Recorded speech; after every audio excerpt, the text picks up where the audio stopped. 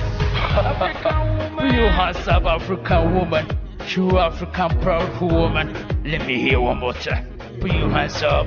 Africa, Africa, dalalka, midabka, wala ayani guna quruxda, alla dabaka, dararka, daya nurukiya ilwadka, uma dhiga qayrkooda sharafta, wala dhacay quruxda iyo hanaanka, Zambia, Soomaaliya, katiriya dhaqankiyo edabta, uma dhiga dhigooda sharafta, wanu bogay hablaha Afrika, dabaka, dararka, daya nurukiya ilwadka.